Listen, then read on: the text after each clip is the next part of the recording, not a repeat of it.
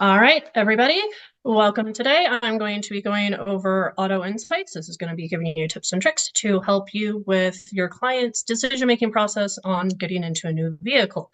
I'm going to be going pretty quickly through this because I could easily go over an hour talking about this information. So Andy's going to keep an eye on the chat for me, but I'm going to hold answering any questions until the end of it, just so we can go fairly quickly through this. If you see me glancing over to the side, that's where all your beautiful faces are. So just go ahead and ignore that. So real quick, before we get too far into things, let me just introduce myself. My name is Rebecca Morris. I'm an AFC candidate. I have a couple of degrees in finance. I've been doing the finance thing for over 15 years, but for the purposes of this, something I don't generally share with everybody is when I was an undergrad, I was a car salesman at a dealership. Once I realized I hated selling cars to people because I'm not a salesman, I switched over to customer loyalty with General Motors and did that for a little over a year. That gave me insight into the dealership side and the manufacturing side of auto sales. And now I can apply my financial lens to that to help clients out when they're making these decision-making process. So what are we going to go over today? We are going to talk about leasing versus buying, budgeting for cars, what the total cost of car ownership is, different payment and purchasing options. And if I go quick enough, I'm going to be able to share some tips and tricks with you guys for negotiating at the dealership to give you the best deal when you are actually going and making that purchase price. So, real quick question. Leasing's always the wrong choice, right? By quick raise of hand, how many people think buying is a better financial choice than leasing? See a couple of hands, not all the time. All right. So not always, but a lot of times we do hear that leasing is better than buying, or that buying is better than leasing. If that is the case, why do so many clients think that leasing is cheaper? Let's take a look at this real quick. I'm a numbers person. A lot of you guys are probably numbers people too. So I like to look at numbers. This is, I love pickup trucks. This is a beautiful F-150 super cab. And F-150s are the #1 most popular vehicle sold in the United States last year and lots of years before that. So pulled these numbers very recently. If I were to buy this brand new F-150 versus leasing this brand new F-150, in the first 3 years of ownership, I would pay an extra $8,000 out of pocket to own this car. Okay, leasing is cheaper. But I have to take into account I own that truck. If I then decide to sell it at the end of that 3-year period, the truck is worth $12,600 more than how much I still own on the loan. That extra money makes up the difference. I'm actually ahead $4,000. All right, so math makes sense. Buying is actually the better option. Let's look at another scenario. A Prius hybrid. Oh, they're such cute little cars. They're good for the environment. What about leasing versus buying one of these? Again, buying the car is going to cost me 10 grand out of pocket, more than leasing does over the first 3 years of ownership. Okay, but I own the car. I can sell it. I can make more money, right? Actually, buying this car at the end of 3 years is going to be worth $9,600 more than the loan balance if I were to sell it. That's actually less than $10,000 more out of pocket that it costs me to buy versus lease. In this situation, at the 3-year mark, owning actually costs more money than leasing. Okay, well, in that case, it seems like maybe our clients are right. Sometimes leasing is the better option. In this particular situation, the reason it is cheaper to lease this Prius is because of the current tax treatments of electric vehicles. They have a very specific list of which cars qualify for those tax deductions if it's used for personal use. But if it is a commercial vehicle and if it's being used for a business, there are way more tax incentives that a person would qualify for. The leasing company can take advantage of those tax incentives, pass it on to the people they are leasing the vehicle to. It actually makes it cheaper to lease these electric cars than it would be to buy them. So that's a situation where leasing might actually be better. If we played this out a little bit farther and you bought the car at the end of the 3-year lease and kept it for another couple years, buying would be cheaper, but not everyone's in that situation. So, leasing electric cars, other cars with technology that changes recently that have varying tax incentives on them, leasing can be a better option. It can also be a better option if you are looking at luxury cars, not brand new luxury cars. But the used luxury leasing market is amazing. And people who are interested in owning a luxury car for a short period of time can often save money if they lease it instead of buying it. Okay, so leasing can be cheaper. But as a counselor, we know that this is not really the right way to look at it. This lens is too small. I shouldn't be looking at, do I buy this 24 Prius or do I lease this 24 Prius? I should be looking at, do I buy this 24 Prius or any of the other electric vehicles that are available on the market, new or used? I shouldn't be saying, I want this Gala apple or this Gala apple. I should be saying, which red apple do I want? Okay, well, maybe not red delicious. They're gross. So, given that consideration, that gets us into the idea of want versus need. My client wants a new car. My client needs a car that fits 4 full-size adults and has heating and AC in it. So, for us to help them decide how much car they can actually afford, we need to talk about budget. You guys are experts on budget. I'm not going to spend too much time on this, but just as a reminder, general rule of thumb is you do not want your housing expenses to be more than 28% of your monthly income, and you don't want more than 36% for all of your combined debt, including your household income. We do quick math on that. That gives us 8% for your other debts, like a car.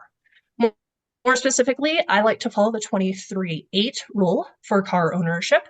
That means 20% as a down payment, a loan no more than 3 years, and no more than 8% of your monthly income.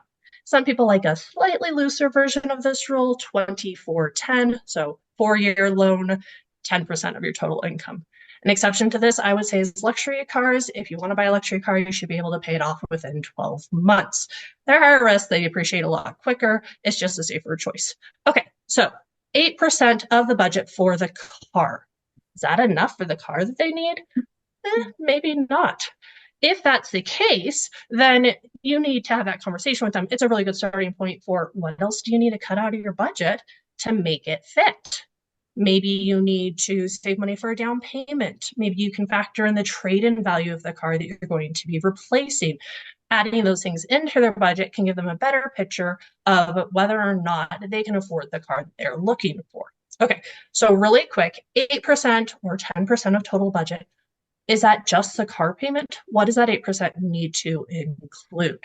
That actually should ideally cover the total vehicle cost. What's total vehicle cost? That is all of the money that the person's going to pay out of pocket for that vehicle over the life of the ownership. Monthly payment plus the interest, taxes, fees, registration, fuel, insurance, maintenance and repairs, and taking into account depreciation.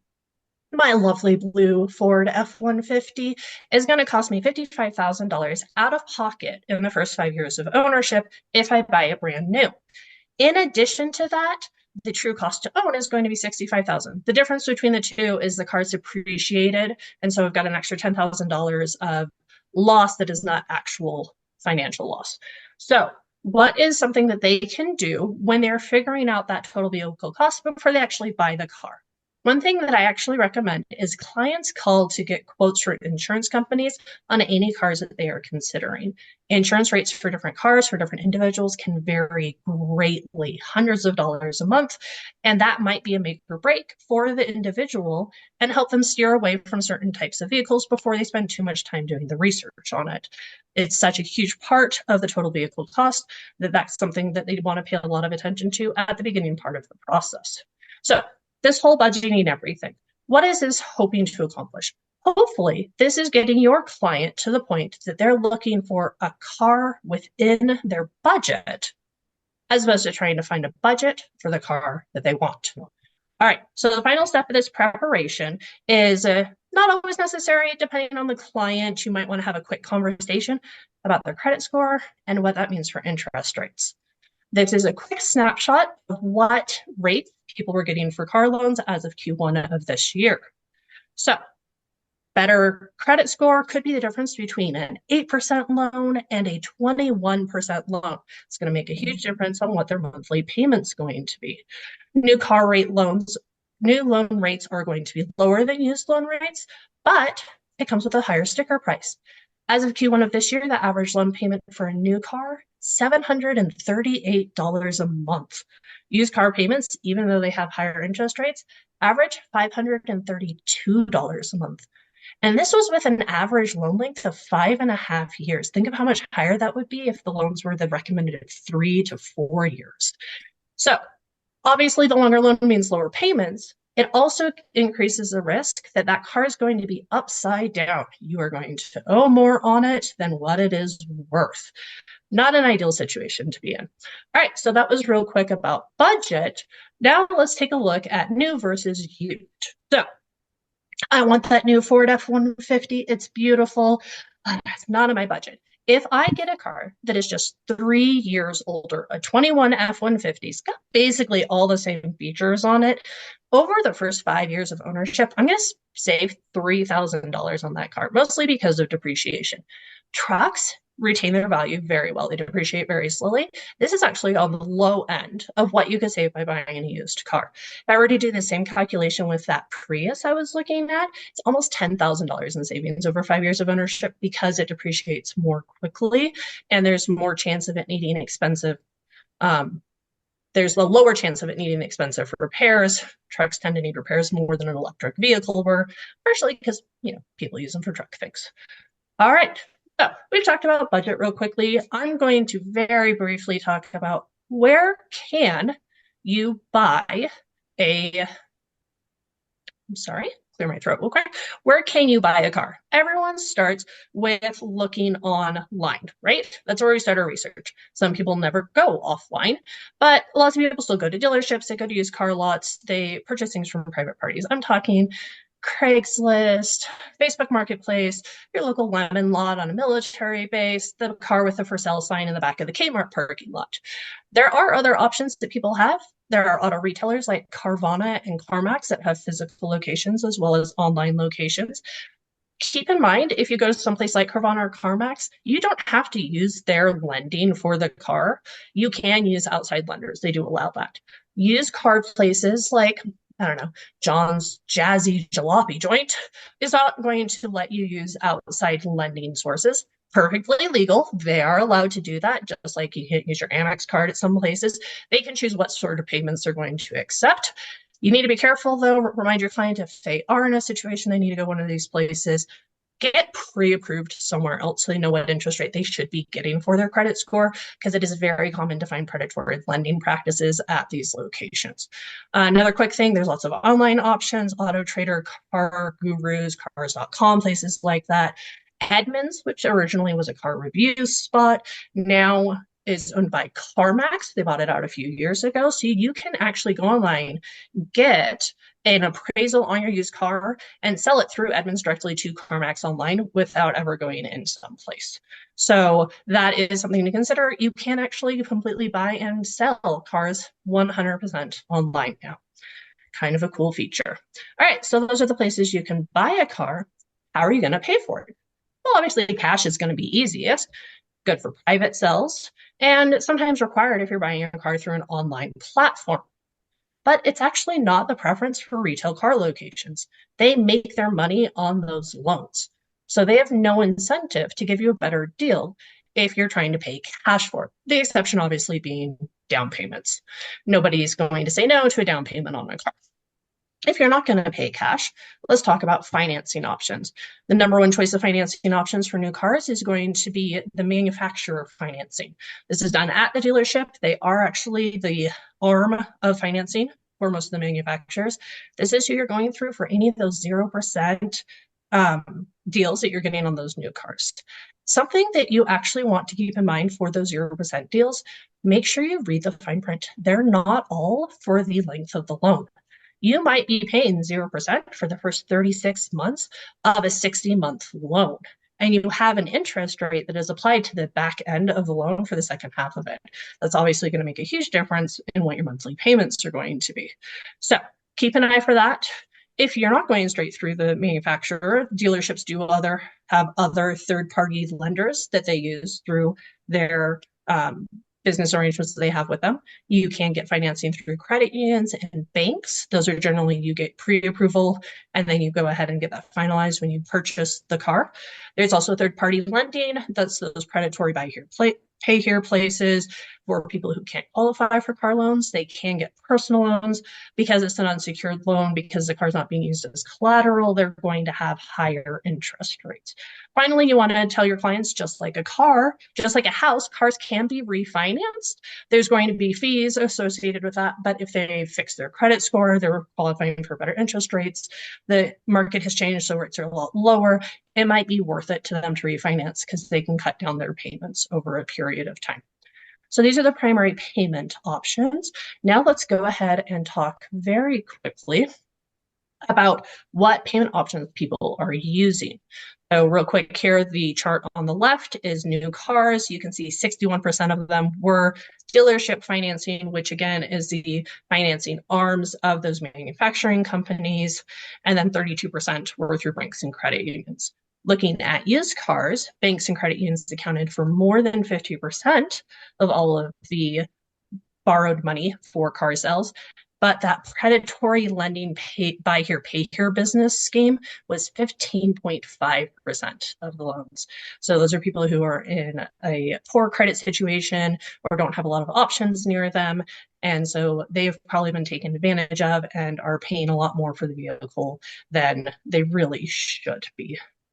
Okay, so we have talked about figuring out the car, how to pay for the car, and where you can look for the car. So I am going to talk about when you're actually ready to make that purchase. So not everyone's going to buy from a dealership. Some people are going to do private party sales. Whether this is a car that you find online or at your local lemon lot, this is a private seller that you are going to meet. They're handing over the keys, you're handing over some cash. So when you're in that situation, what should you be doing to make sure that you've got all your ducks in a row and you understand what the total out-of-pocket expense is going to be? The first thing that I'm going to recommend is get a Carfax report on any used car that you are considering buying from a private seller.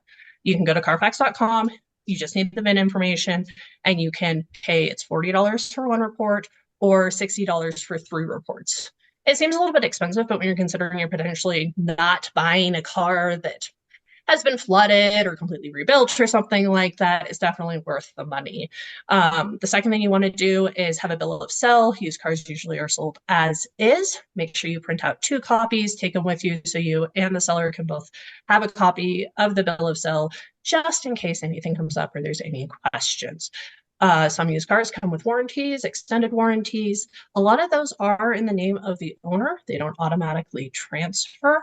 So you need to do the legwork beforehand to make sure that those warranties will transfer if they're being listed as an incentive to make the car seem more valuable.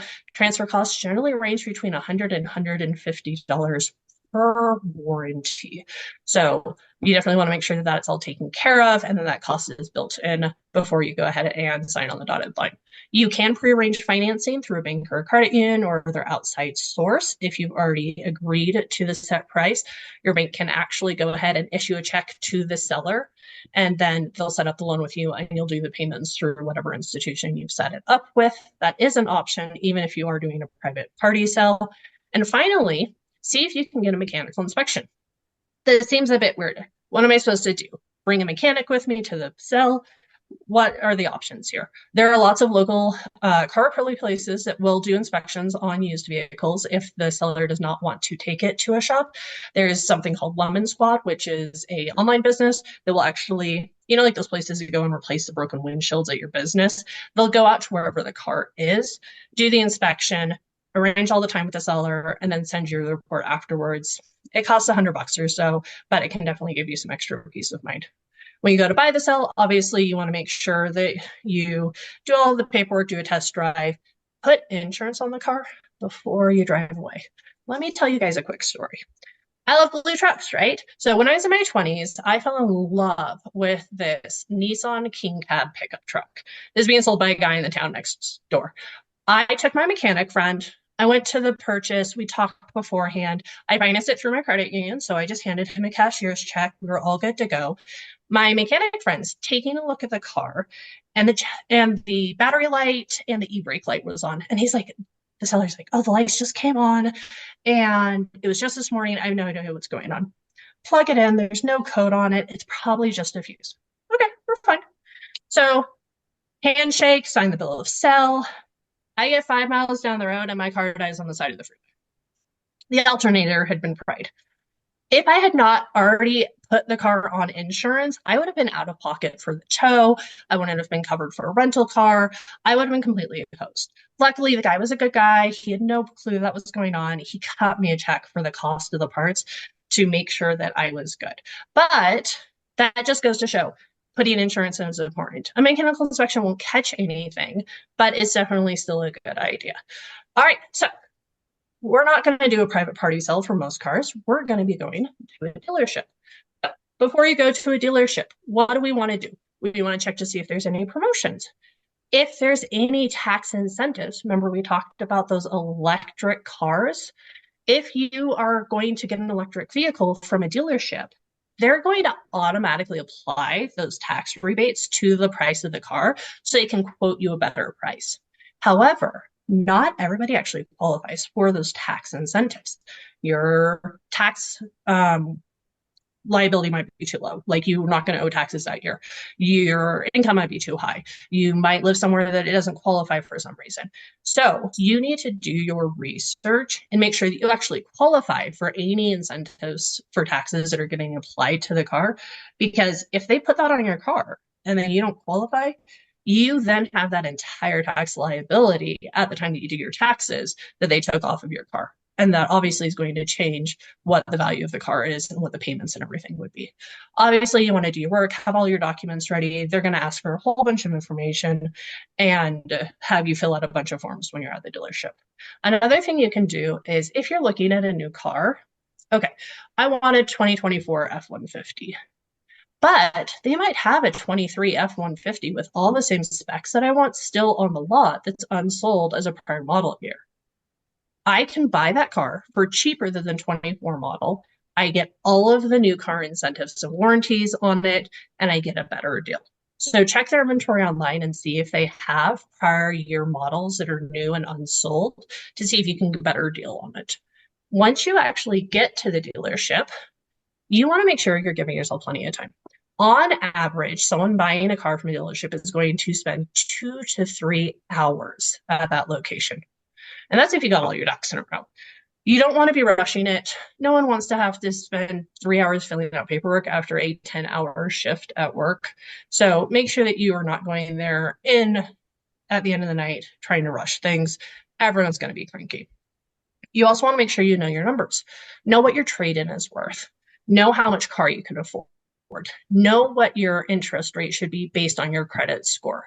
Having all of this information with you is going to make sure that you are informing the decision. The salesperson is not telling you what you can afford.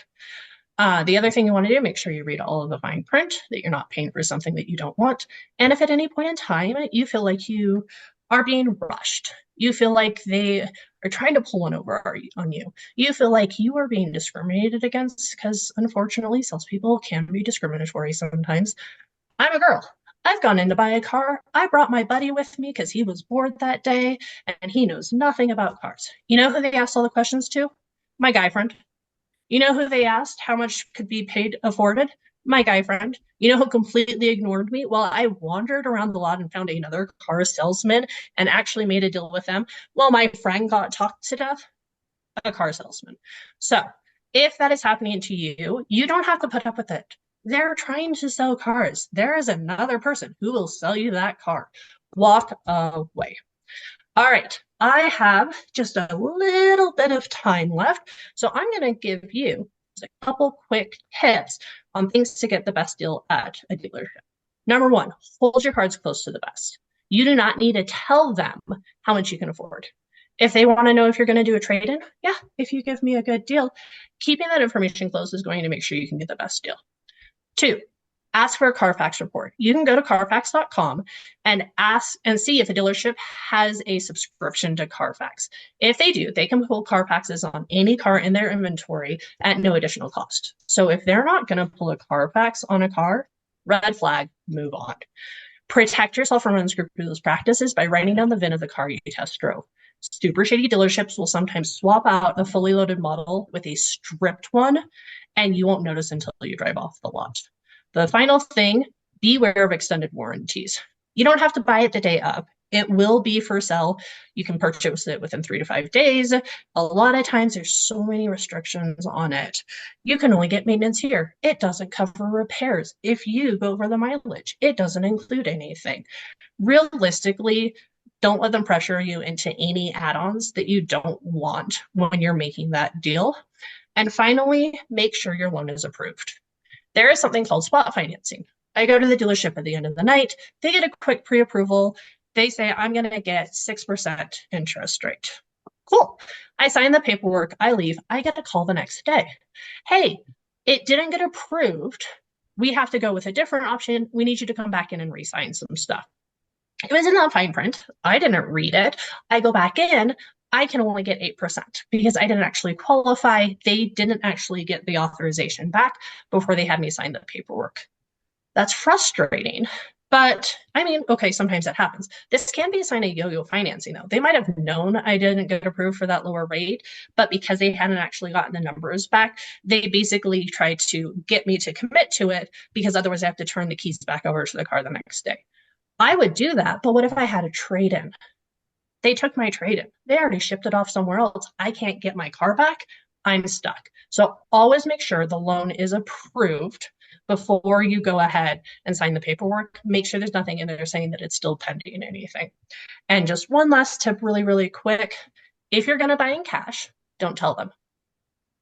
It's not going to give you a better deal. You go into financing, you get your final price, you ask them about a cash price. Sometimes they're going to be like, oh my gosh, I just went through all this. Okay, fine, I'll give it to you for the cash price. They might not, though. If that's the case, generally it's actually a better idea to finance the car. Just read the fine print and make sure there's no penalty for full payments, full payoffs early.